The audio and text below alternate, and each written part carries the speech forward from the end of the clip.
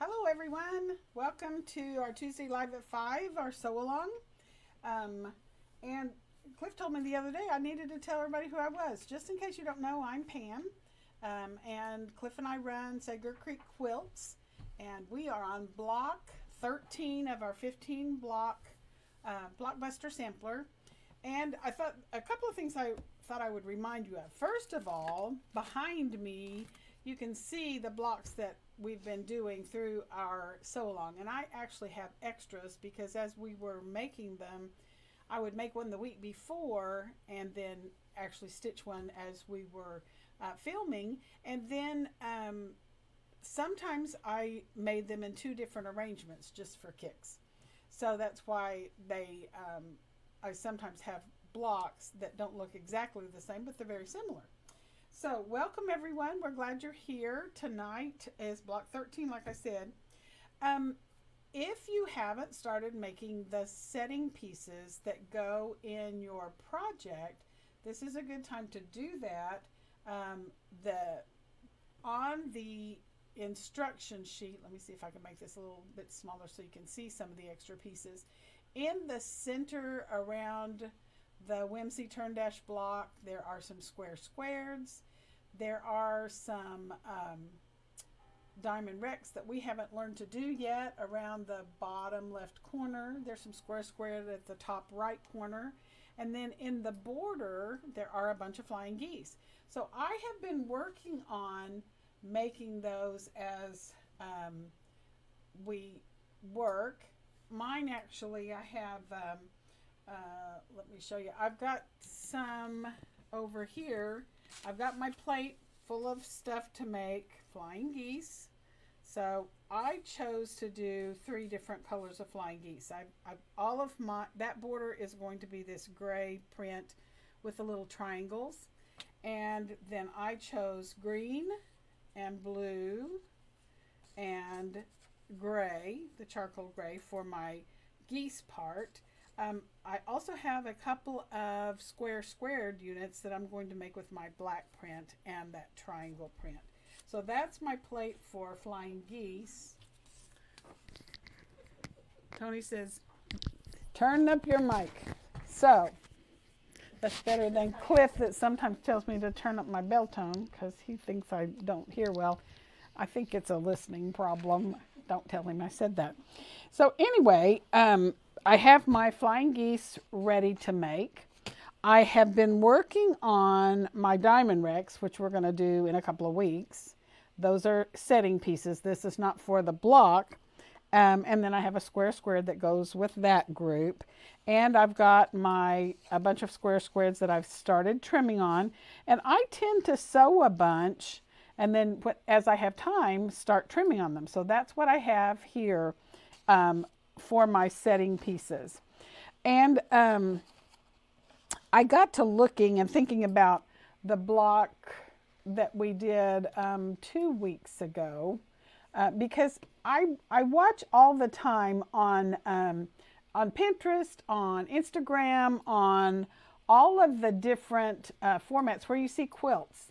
And I often will save a quilt that I see or take a little screenshot of it so I can remember how they arranged colors, how they arranged shapes, things that I want to think about doing in another quilt sometime. And another thing that I did notice was the block that we did when we did the corner beam, not the sliver, but just the corner beam. And this one was the one called Searchlight. So I got to looking. This quilt I found on Pinterest. It's the same setting as the Searchlight block that we did. So if you look at it carefully, you can kind of see that Searchlight block. And then I also was looking at this one. This one, instead of having the Searchlight, let me see if I can find a block real quick so I can show you what I'm talking about. This is the one that is in that quilt. Let me put this over here where you can see it. Oh my goodness. So this is the one that's in that scrappy quilt there to my right. Also, what they've done with the block with the red and blue and gold there, That's actually 4 blocks put together. It's this arrangement. You put 4 of them together, and then those blue areas are created by using blue on the side triangles of several of your corner beam blocks. But that's all that is 4 searchlight blocks with all of the corner beams oriented like this. So you do have options of other things you can do with your blocks other than the way they're arranged in the Blockbuster patterns. The Blockbuster patterns were designed to give you a way of using the different shapes.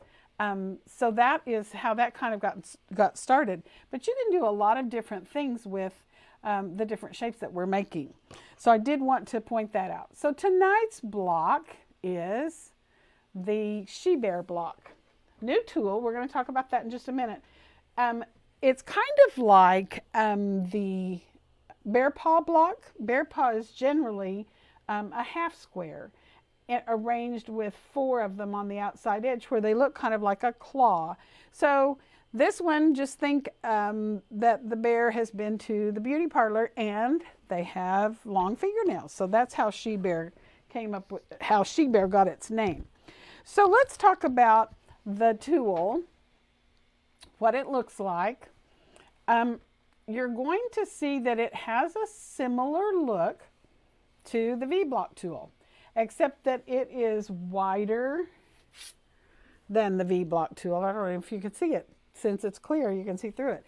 But you can see in the picture, it is arranged a little bit differently. It does still have that diagonal guideline, and we'll talk about that in a minute. It does have right on that angled edge the sizing line. So if you for some reason can't remember what size to cut for the sizes you want, you can see that right on the tool. It has a place on the cut edge of the strip, and you're going to see how I use that in a minute. And I also put a colored line on my tool, just like I did when I used the corner beam and the V-block tool, just to make it easier to find the line that I need to see often. So this is the, let me move this out of the way. This is the chart that kind of shows the process, and your instructions that came with your tool also give you a lot of information. So we're going to cut some strips. We're going to cut some of our shapes out of the strips, and we're going to stitch them together, and we'll trim, and I'll show you as we go. So I'm going over to the overhead camera so you can see what we're going to do. Here's my tool, and I have on this angled side. That's the side I'm going to cut my pieces for my She Bear claws. Now, notice I do have a right and a left leaning split Rex unit. You don't have to really think about it for this particular block because you have some of each, and they are equal. So for every righty I have, I also have a lefty. So that makes it easy to work with. But when I am doing my cutting for my pieces, I need to have my strip either face to face or back to back. I've got 2 strips here, or pieces of 2 strips. I'm going to get rid of that one. So I want to line these up really closely, and I'm going to cut them. Let me get my gray mat because I don't think you'll be able to see my white fabric as well. And I'm just going to line that up. The first thing I'm going to do is just find a straight edge on my tool to cut the end so that the end is fairly straight. And remember, this is going to be trimmed anyway. Now, I am looking for this bold solid line, and it says place on cut edge of strip, and that's what it's talking about, where I just cut. I have 3-inch strips because these units finish 1 inch by 2 inch. 2 inches high by 1 inch wide. So that's how I came about that measurement. And it even tells me right on here, if I'm doing a 1 by 2 finished unit, I need to cut 3-inch strips. So I'm going to make my first cut.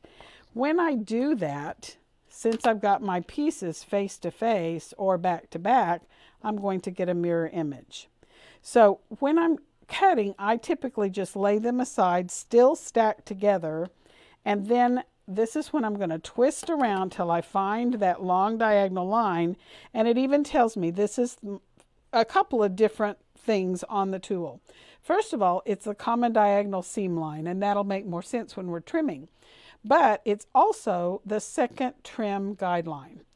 And right down here on the bottom, there's also a little line that says second trim. So I'm going to line up that line on my cut edge and make my second cut. And I have another pair. Each time I cut, I'm going to get a pair, and I'm just going to stack them up like that.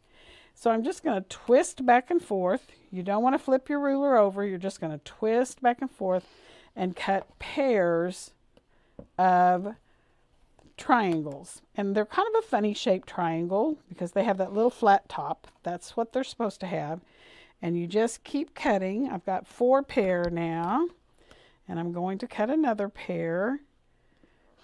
And you just twist back and forth.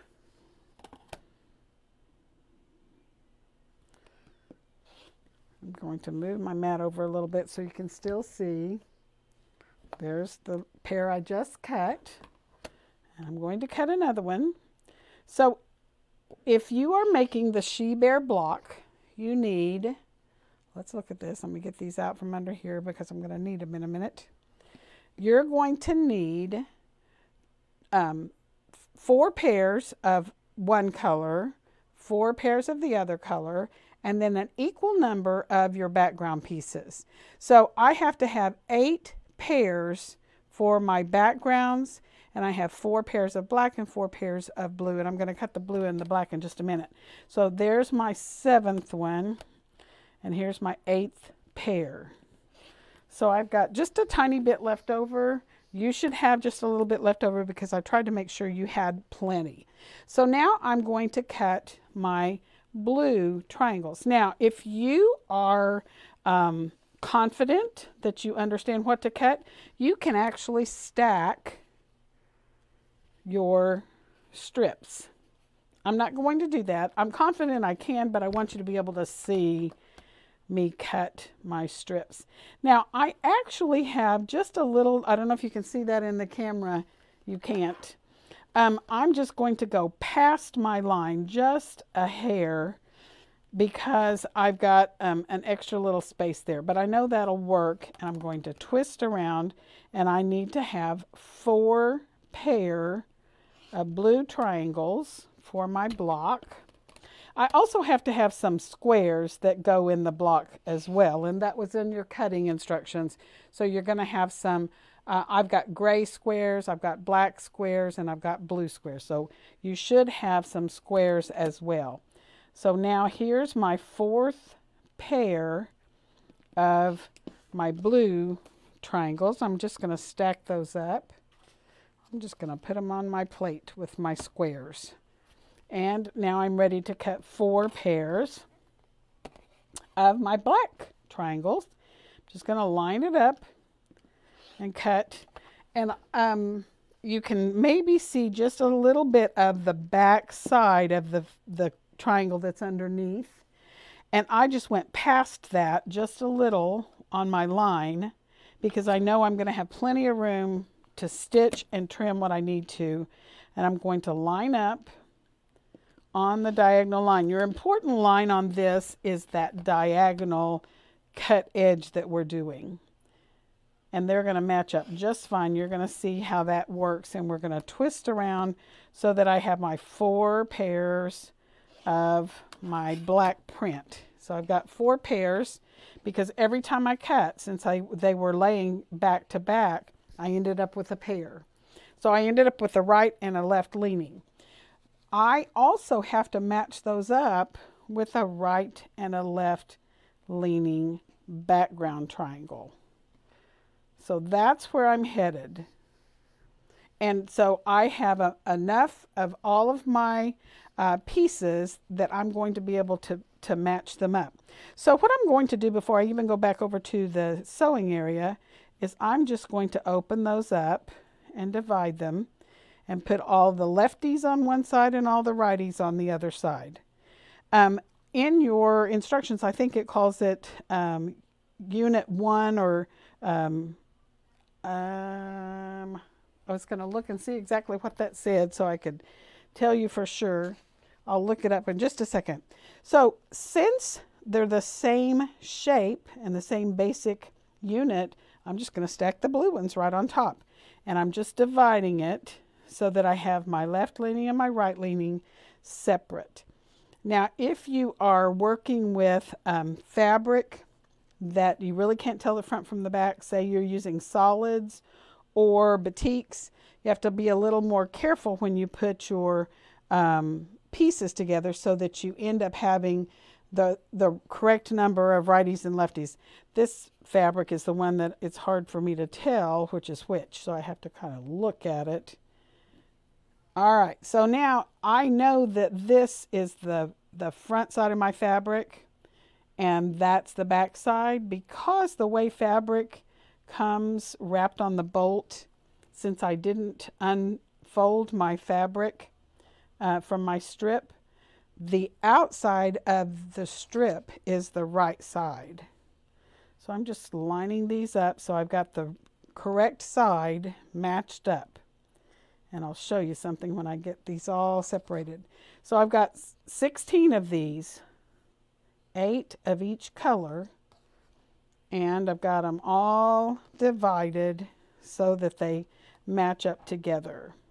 So one thing I want to do is make sure that if I happen to get these two stacks together, you can quickly see that is not going to work because it won't trim to a rectangle. This is a rectangle, remember, that is 1 inch wide and 2 inches long. Now this tool does have the capability of making several different sizes. So as long as I make sure that I've got them situated where they look right at this point, it makes it easier to stitch them. So I'm going to pick this whole little mat up and carry it over to the sewing area, and then I'll show you how we go about stitching. Be sure and post questions if you have them. We're so excited that you're here. Every week I have people comment from all over the country and even Canada, so it's always fun to see all the different places we're from. There we go. All right, so I'm ready to stitch, and I've got my mat with my triangles all situated here, and I'm just going to do some assembly line sewing. This is a good time to have your fabric tag under your needle. When you're stitching, I'm going to put these bent ones underneath because I want to be able to show you without having to have these all bent. I could have just set the iron on that long enough to flatten it. I didn't, but I probably should have. So I'm going to line these up together, and when you get them ready to stitch, I like to make sure I have a little ear on both ends. I've got a little tip here, a little ear on this end, and if you look on the other side, there's a little ear on that side, and that's what you're after. Just kind of even it up. There's probably enough wiggle room if you did not have the ears. You'd probably still have room to trim it. I've just gotten used to stitching them that way, so I don't have to sweat it when it comes time to trim. So this is just assembly line stitching. You're just going to stitch one after the other, and because I took the time to separate them and put them together in the group they belonged in, it makes it much easier when I get to this sewing machine, because I don't have to worry that I'm putting two lefties together or putting the opposite ones together. So we're just going to stitch right through. I'm going to do, I think I will do some of each. I may not stitch all of them for the whole block, but I do want to make several of them so you can see how you can stitch them together easily.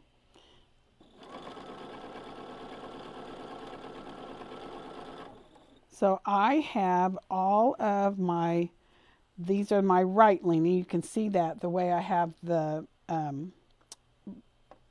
pieces laying. These are my right-leaning units, and I've got all of my blue ones stitched now.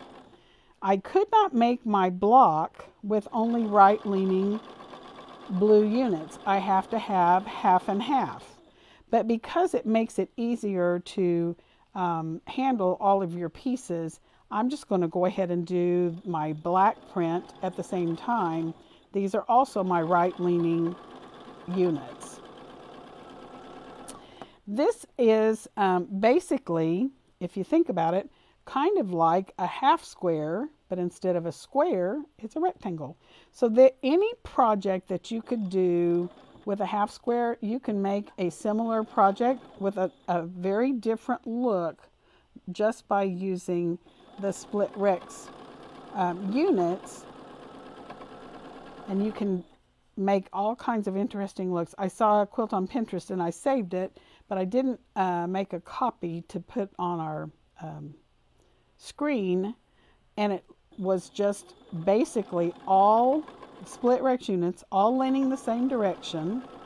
And by the way, if you wanted them all to lean the same direction, you would have to unfold your strip. Since I needed some right and left, I did not unfold any of my strips. So that's a thing to remember.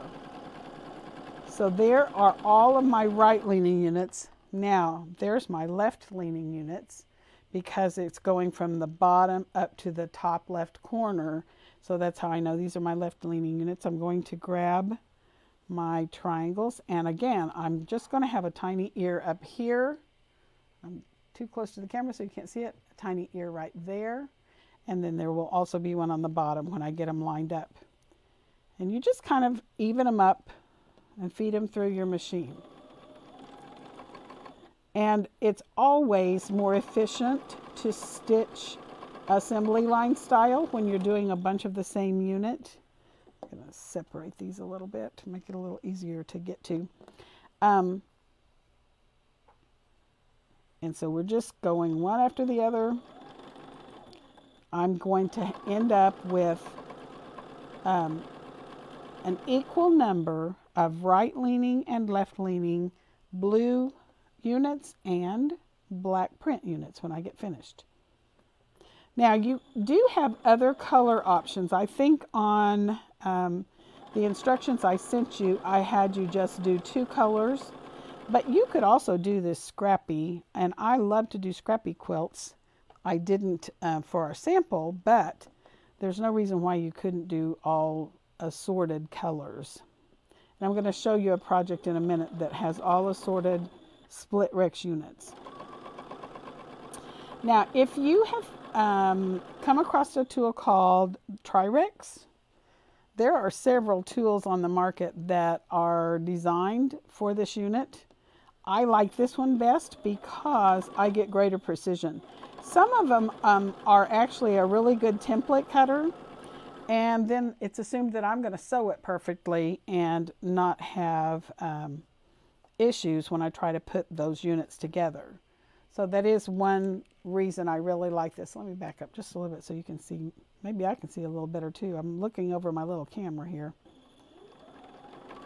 And we're just going to go. We're almost finished. I've just got 2 more units to stitch. One after the other. This, by the way, I got lots of comments. I hope you looked at the blocks that people posted. I got lots of comments about the brain bender that we did last week. It definitely was a brain bender. This one's not so much because you don't have to think right or left to keep things in line the way they need to be. It's almost mindless sewing compared to what we did last week. Okay, so I've got all of my units stitched. I've got my little fabric tag. I'm going to stitch onto that, and now I'm ready to just cut these apart. Now you may have, you know, a stand-up thread cutter. You can use the thread cutter on the side of your sewing machine to cut those apart. And I'm not worrying about keeping right and left separated at this point. Because they are stitched together, when I go to press them, it's going to be very apparent which stack they belong in. So I'll show you that when we get them all separated. We're going back over to the ironing area and we're going to press them, and then I'll show you how to trim them. So we're going back over here, and let me get the iron turned on so it can heat. All right, so I've got a whole stack, and I'm not too worried about which are which, but I am going to press toward the darker fabric. And this is another case where I'm going to finger press just carefully back, and I don't want to run my finger along that seam because that's a bias seam. So I tend to just kind of push back and flip it back, set the iron down on it, get the next one ready, set the iron down on it, and I just do that one after the other. It's not quite hot enough, so I'll just do a little finger pressing. So I can quickly tell these are all the same so far. This one's the same. I'm just going to finger press it while the iron is heating up. I should have turned it on before I started stitching because I knew it wasn't going to take me long to get it stitched. This is the same one, still leaning the same direction. This one's the same one, and I've just got them stacked on top of each other so I can just sweep across that with my iron here in a minute. Let's just push that down there. So there's a bunch of them. That's not all of the ones that I need that lean to the right. So this one is not the same. So you can quickly tell that this one leans the opposite direction.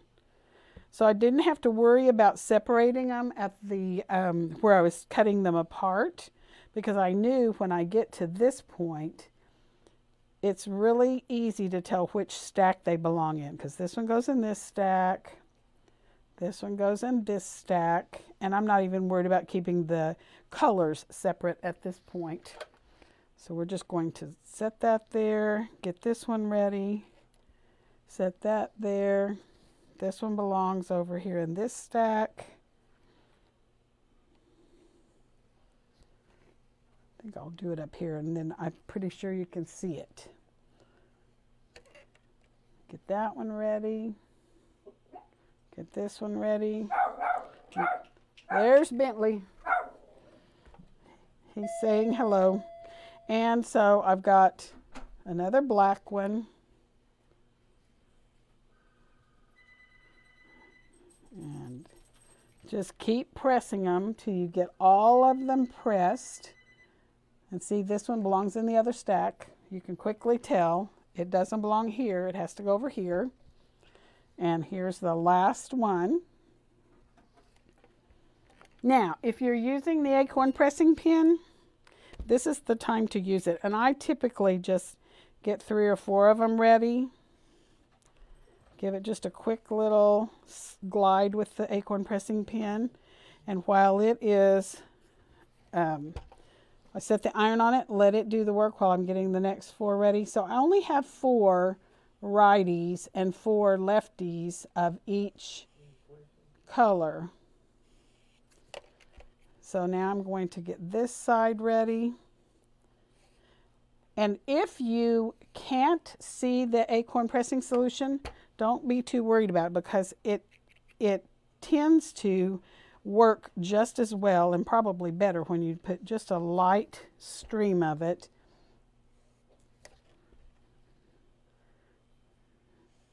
And now we're ready to trim. That's all there is to stitching these. If background is dark, do I still press toward the color? You can. I tend to press to the darker fabric right now on this, but you could also press open. It is not something I do a lot, because then I tend to have to do a little more pinning that I want to do. But you just kind of have to weigh that. If I was using a bright fabric with a black background, I would probably press toward the black background. But that is kind of up to you. You can do whichever works best for you. So I've got all of these. Let me move this back over here so you can see it. I have all of these that lean one direction, all of these that lean the opposite direction. So I have to have a different line that I'm looking at, but it really isn't a problem. So I know this needs to finish 1.5 by 2.5. And in order to do that, I need to trim that. I've got to find my little gray mat. I've got to trim that.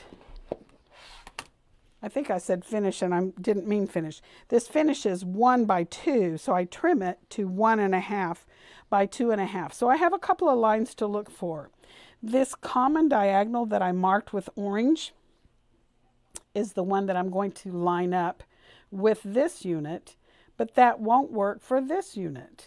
So I'm going to find the line that says 1.5 by 3, 2.5 by 1.5, whatever line belongs to that size. And I can quickly tell which line that is, because if I put this here, say I put it on that line, the line lines up with my seam, but I have nothing to trim away. So I'm looking for, on my ruler, the lines that say 1.5 by 2.5, because I know that's the size I'm after. I need to be able to see around that rectangle. Let me get a blue one. I think you'll be able to see it better. I can see around my rectangle and make sure I have just a sliver to trim all the way around that 1.5 by 2.5 inch mark. So I line up the sizing line on the diagonal line that says 1 by 2 finished unit, and I trim 2 sides, turn, and then I'm going to line up the 1.5 by 2.5 line on my cut edges where I just cut. Then I want to check and make sure that I have my diagonal 1 by 2 finished line on my seam, and there's my perfect unit. Notice there's a little flat spot on both ends. You have to have that, otherwise when you stitch it in, you'll lose points on the next seam that goes across it. So I'm going to do all the blue ones right quick so you can see that.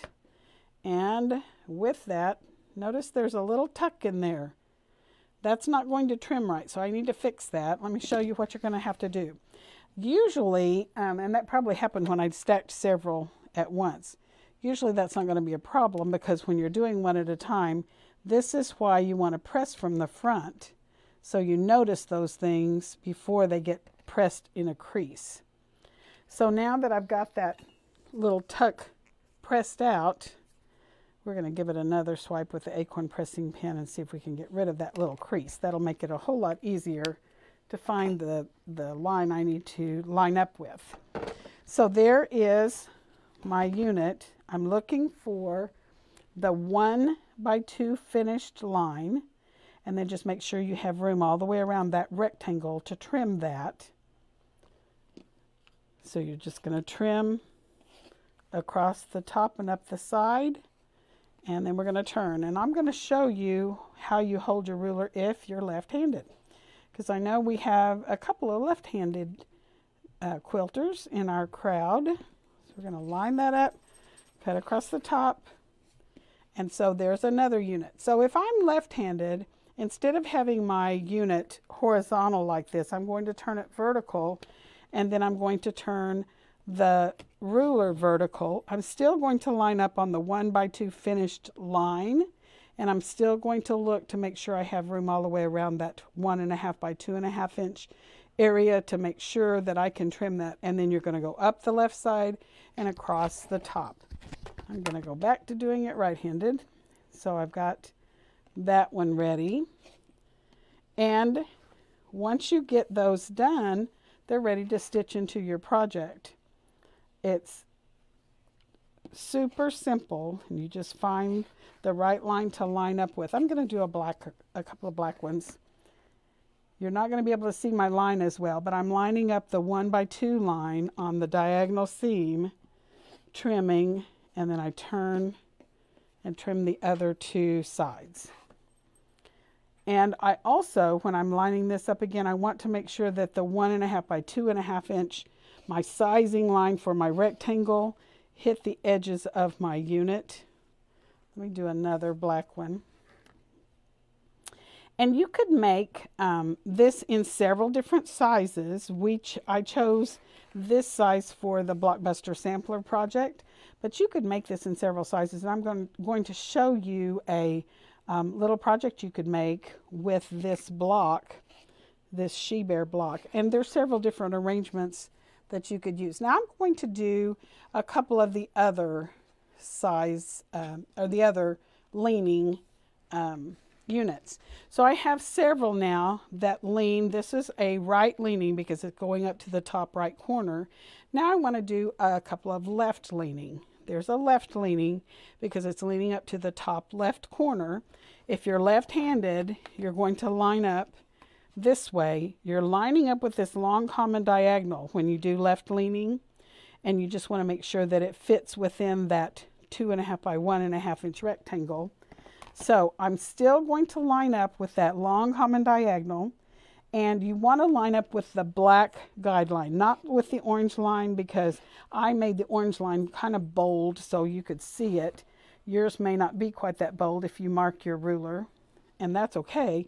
You just want to make sure that you line up that black line with that seam. So there is a left leaning and a right leaning. When I lay them here, you can easily see that. But if I turn this one upside down, it's still a left leaning unit.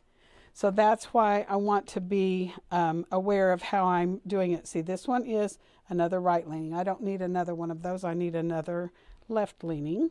So we're going to line that up. And I'm going to do a couple of black ones and a couple of blue ones. And I'll come back and trim the other ones later to make my block. And again, I'm looking for that 1.5 by 2.5 inch guideline to make my rectangle. So there's another one. So let's do a couple of black ones. You won't be able to see it as well because the black fabric obscures my lines on the screen, but I can see them. So that's what I'm looking to line up with.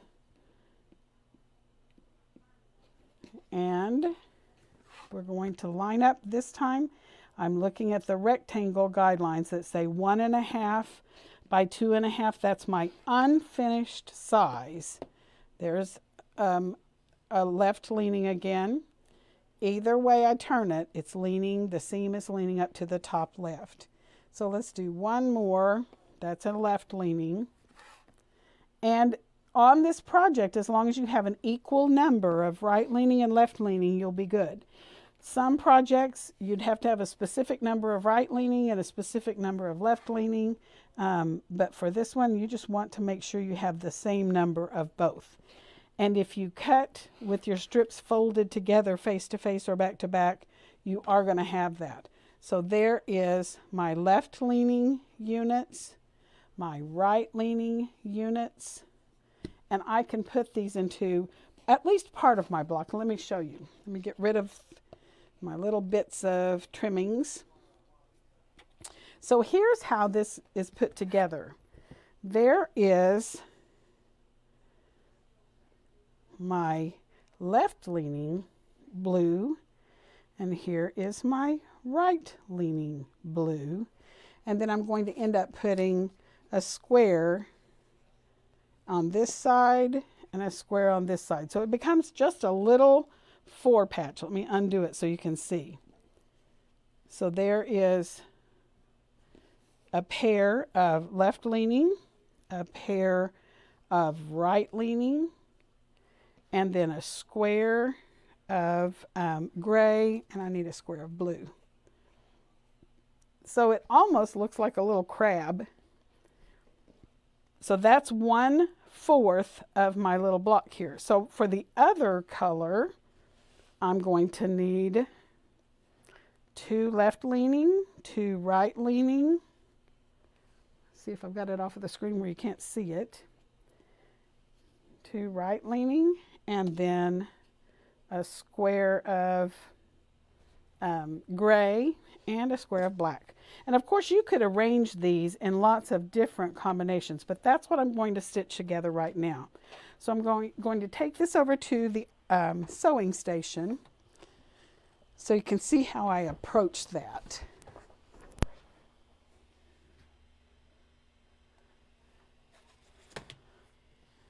Okay, so I'm ready to stitch this.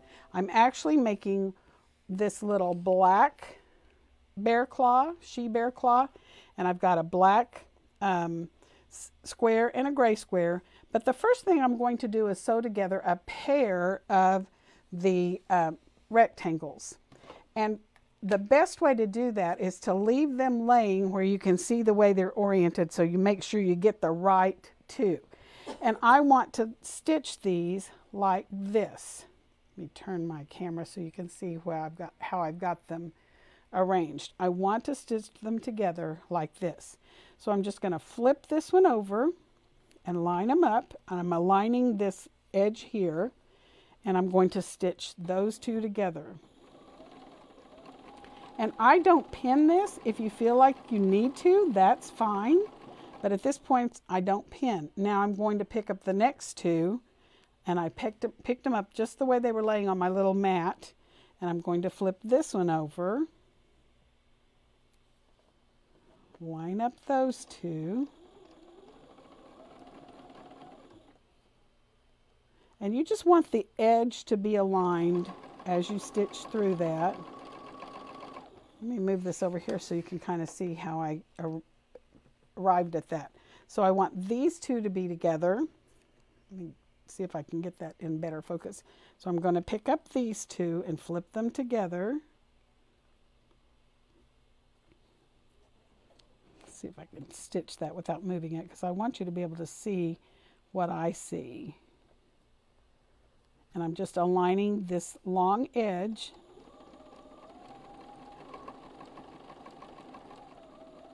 And right here, I want to make sure that seam doesn't flip up on me. You may need to grab your seam ripper and just hold it down as the needle gets to it, because I want to make sure that stays that direction.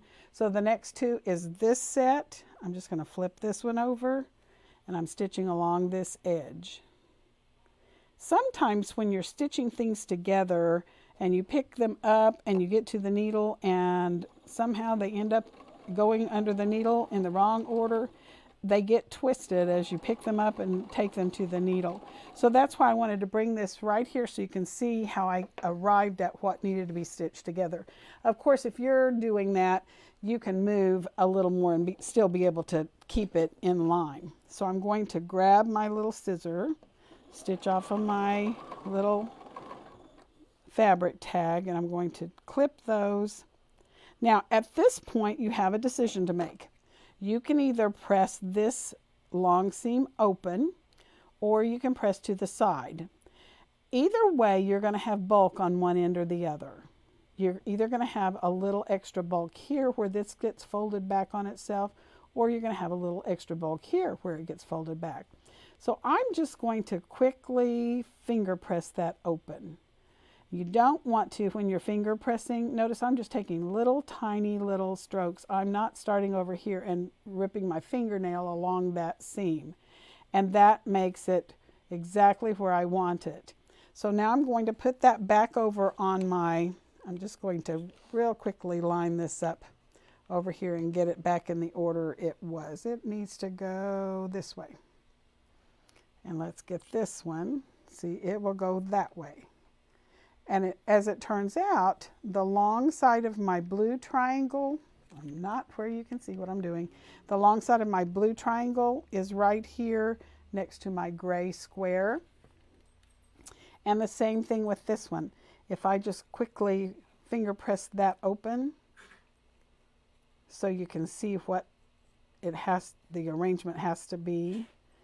The long side of my blue triangle here needs to be next to the gray square.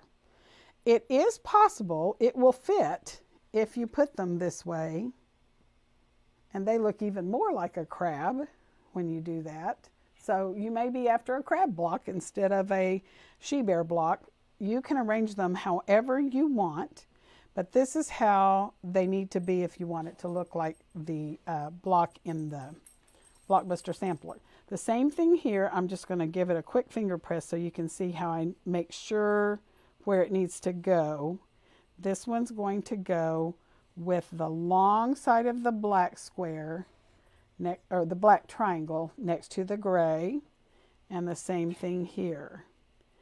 On the one that I did here, let me just look, I did press open on this long edge of my unit. Sometimes I press open, sometimes press to the side. Kind of depends on the mood I'm in, actually. So the long side of this triangle needs to go next to the square. So then I simply sew the 4 patch together. That makes one of the She Bear blocks. I sew this 4 patch together. That makes another one. And then I start sewing those 4 segments together to make the whole She Bear block. So that is the block for today. It is not quite as much of a brain bender as the one from last week, and I'll finish those up later. But I want to show you a couple of options for things you could make using the block. Let me get to a different camera.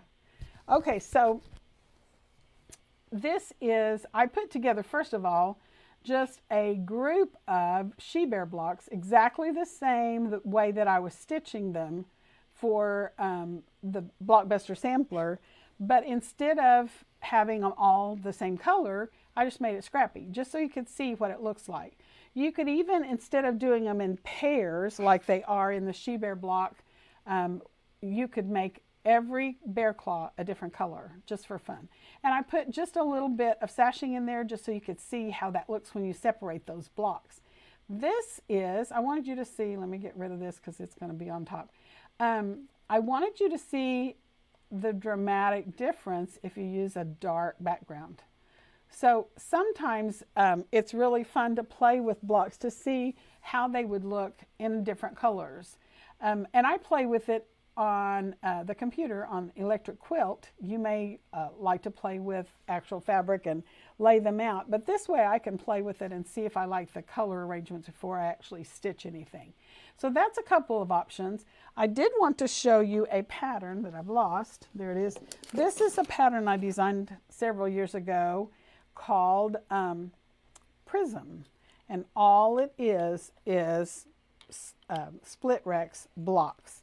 Even those black diamonds in the center, that's just a little trick you do with your split Rects tool after you get your split rectangles done. This one has basically an equal number of righties and lefties, so you don't have to worry too much about whether you're leaning to the left or you're leaning to the right. Sometimes it depends on what you're making.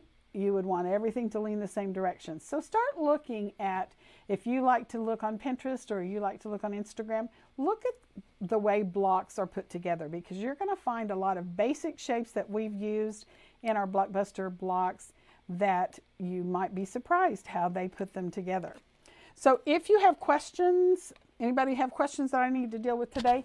If you have questions about today's block, be sure and contact us. I'm trying to find my mouse. There it is. And we will get them answered between now and next time. Look for your handouts in just a little while. If you get them via email, I'll get those sent, or I'll post it in the comment section so you can have all the information.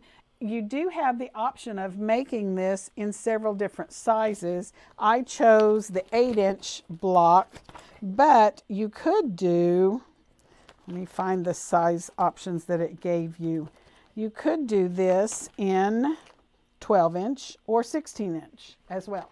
Plus, you could actually do it in even a smaller version, so you don't have to stick with the size that I actually used. So join us next week. We're going to be doing block 14. It will also include the split Rects tool, and be making a block next week called Shuriken. And keep sewing, have a good week, and come see us when you can. Bye-bye.